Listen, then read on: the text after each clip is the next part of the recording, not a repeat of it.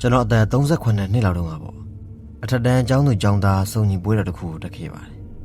အနည်းဆုံးလေဆိပ်ကိုလေရင်စီးခဲ့ပြီးတော့ကားတစ်စီးငှားပြီးတော့တယောက်ထဲမောင်းလာခဲ့ပါတယ်ပွဲချင်းမမဲ့နေရာထိလမ်းကွာဝေးက35မိုင်လောက်ရှိပြီးတော့လူနေအိမ်ထဲပါတဲ့ကြီးလက်ဒေသတစ်ခုဖြစ်တန်းရပါတယ်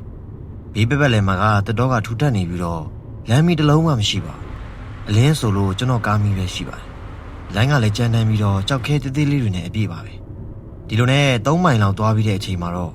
လမ်းဘေးမှာလူတစ်ယောက်ရက်နေတာကိုကျွန်တော်တွေ့လိုက်ရတယ်။သူ့ရဲ့ဘေးမှာလည်းကားတစ်စီးကရက်ထားပြီးတော့ကားနောက်ဘုံဖွင့်ထားတယ်။သူကကားကိုရက်ပေးဖို့တောင်းဆိုနေသလိုပါပဲ။ပုံမှန်ဆိုရင်ဒီလိုအခြေအနေမျိုးမှာကားကိုကျွန်တော်ရက်လျက်ထားမရှိပါဘူး။ဒါပေမဲ့ကျွန်တော်သူ့ကိုကြည့်လိုက်တော့အထက်တန်းကျောင်းတုန်းကပေါင်းခဲ့တဲ့ကျွန်တော်တငယ်ချင်းဟင်နရီဖြစ်နေတာကိုသိတယ်ရတယ်။ကျွန်တော်လည်းချက်ချင်းကားကိုရက်လိုက်ပြီးတော့ဟင်နရီတိုက်ဘာဖြစ်တာလဲ။ကားပြတ်တာလားလို့မေးလိုက်ပါတယ်။သူ့ရဲ့မျက်နှာကဖြူဖြော့နေတယ်မျက်လုံးတွေကအလွန်ကြောက်လန့်နေသလိုဖြစ်နေပြီးတော့တစ်တော်ဘက်ကိုပဲစရိုက်ကြည့်နေပါတယ်ငါမင်းနဲ့အတူလိုက်လို့ရမလားသူကမျောလင်းချက်မဲ့နေတဲ့အတန်နဲ့ပြောတယ်တာကြီးဘာဖြစ်နေရလဲကွာနောက်မှာတခုခုရှိလို့လားလို့ကျွန်တော်မေးလိုက်တဲ့အချိန်မှာတော့မရှိဘူးဘာမှမရှိဘူးလို့ပြောရင်းနဲ့သွားကြရအောင်လို့ပြောတယ်သူကားထဲကိုဝင်လာတဲ့အချိန်မှာခုနကသူကြည့်နေတဲ့တစ်တော်ဘက်ကတခုခုကလှုပ်ရှားလို့ထွက်လာတဲ့အတန်တခုကိုကျွန်တော်ကြားလိုက်ရတယ်။ဘာတန်လဲဆိုတာတည်တည်ချာနားထောင်မှုလှုပ်လိုက်တဲ့အချိန်မှာသူကမလုံနဲ့နောက်ထောင်နဲ့မောင်းတော့ဟင်နရီကအော်ပြီးတော့ကျွန်တော်လက်ကိုကင်လိုက်ပါတယ်။သူ့ရဲ့လက်တွေကအေးဆက်နေပြီးတော့တုံရင်နေတယ်။သူ့ရဲ့မျက်လုံးတွေကလည်းမေ့ချင်ပေမဲ့လည်းမေ့လို့မရတဲ့အရာတခုကိုမြင်တွေ့ထားရတယ်လို့ပါပဲ။ကျွန်တော်ဘာမှမမေးတော့ဘဲနဲ့ကားကိုအရှိန်မြင့်ပြီးတော့အဲ့ဒီနေရာကနေထွက်လာခဲ့တယ်။ပါတီကိုရောက်တဲ့အချိန်မှာတော့အရာအလုံးကပုံမှန်တိုင်းပါပဲ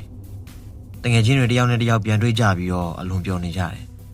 ဟင်နရီကတော့အင်နာသွားအောင်မယ်လို့ပြောပြီးတော့ထွက်သွားခဲ့တယ်အဲ့ဒီအချိန်တုန်းကကျွန်တော်ဘာမှမစိုးရင်ခဲ့ပါဘူးဒါပေမဲ့အချိန်နည်းနည်းကြာပြီးတော့ကျွန်တော်တငယ်ချင်းဂယ်ရီကအမြင်ရောက်လာတယ်နောက်ပြီးတော့ပါတီကိုရက်လိုက်ဟင်နရီတေးပြီအဲ့ဒီလိုအော်ပြောတယ်ဘာတွေဖြစ်နေမှန်းကျွန်တော်နားမလည်နိုင်ဘူးဂယ်ရီကပြောတယ်ရဲတွေကဟင်နရီကို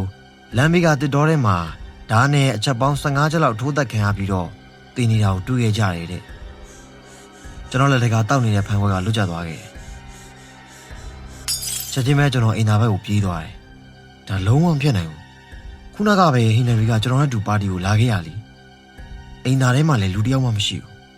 ဂယ်ရီပြောတာပဲမှန်နေပြီလားဟင်နရီအဲ့လိုမျိုးသူ့ရဲ့နာမည်ကိုအကျေကြီးအော်ခေါ်လိုက်ပါတယ်ရုတ်တရက်ကျွန်တော်အနောက်ကမှန်နေကိုကြည့်လိုက်ပြီးတော့ဟင်နရီကိုမြင်လိုက်ရတယ်။အိမ်သာခန်းရဲ့အပေါ်ဘက်ကနေသူ့ခေါင်းကပေါ်နေရပါ။အဲ့ဒီအခန်းကအနည်းဆုံးမရှိဘူးဆိုရင်10ပေလောက်ရှိပါတယ်။အဲ့ဒီနောက်တော့ကြောက်စရာကောင်းတဲ့အပြောတစ်ခုနဲ့သူကကျွန်တော်ကိုပြုံးပြတယ်။ပြီးတော့လေထဲမှာပဲချက်ချင်းပြောက်ကွယ်သွားပါတယ်။အဲ့ဒီအချိန်ကျမှကျွန်တော်နားလေသွားတယ်။တစ်တော်တဲမှာတော့ကြားခဲ့ရတဲ့အတန်တွေကဟင်နရီကိုတတ်ဖြတ်နေတဲ့အတန်ဖြစ်ခဲ့တာပါ။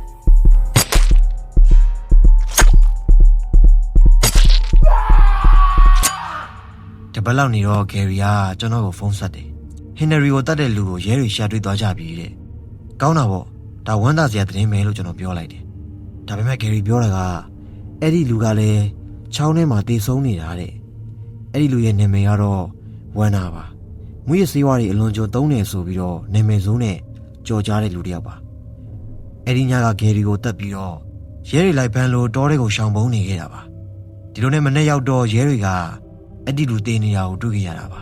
အဲ့ဒီလိုမျိုးဂယ်ရီကကျွန်တော်ကိုအစဆုံးရှင်းပြပါတယ်ဒါဆိုရင်ဟင်နရီကသူ့ကိုကလေးစားချီခဲ့တာလားဒါမှမဟုတ်ရင်အရာအလုံးကကျွန်တော်စိတ်ရဲ့ထင်အောင်ထင်မှားတစ်ခုပဲလား